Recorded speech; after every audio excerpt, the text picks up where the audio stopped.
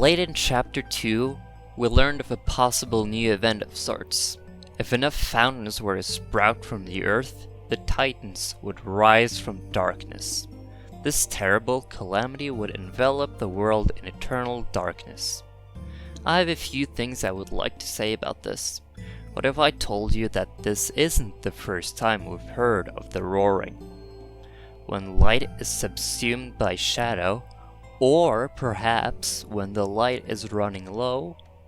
Yes, I am proposing that Don't Forget has a connection to the roaring.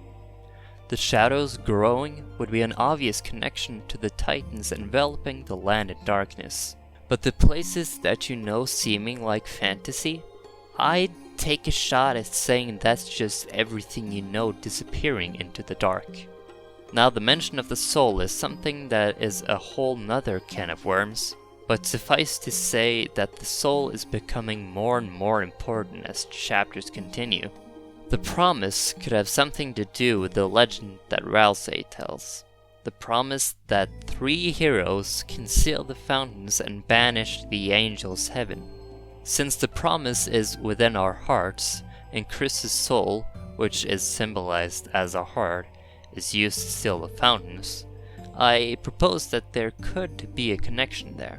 And don't forget that I'm with you in the dark, so that you won't have to be lost eternally in an endless night, all alone, trembling and afraid. Another very interesting thing has to do with the Titans themselves, especially the middle one. That one is especially interesting since it contains a familiar pattern we've seen before, namely in the cliffs area in Chapter 1.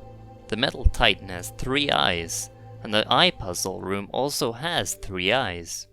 The similar pattern could establish a connection between the Titans and the cliffs. If that were to be true, that would make for an extraordinary callback to Chapter 1. But is it possible that the cliffs are a Titan graveyard? The only problem I see with this is that we know the Titans are born from an excess of fountains. This would imply that the roaring has already happened before, but it was somehow stopped.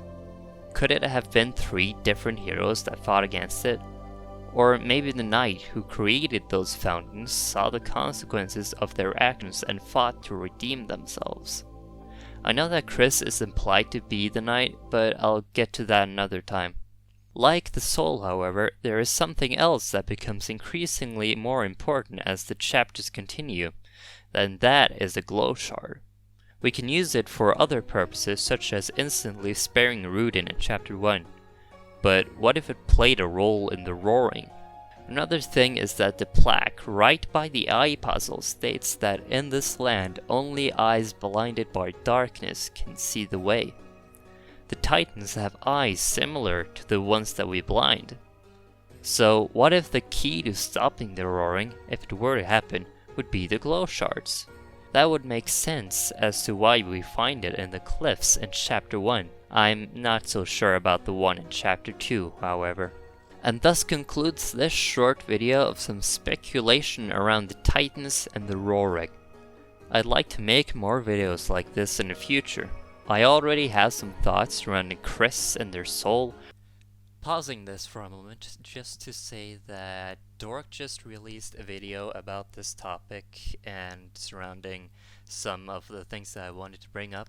So if you want to see a great analysis of Chris's role, especially in Chapter 2, then I recommend you check that video out. I'll link the video in the description. Rousey and his external knowledge beyond the Dark World, and the implications surrounding both Spamton and Jevil. Do you have any thoughts surrounding this speculation? The comments are an open place to start more discussions. Just remember to stay civil. And as always, have a good day.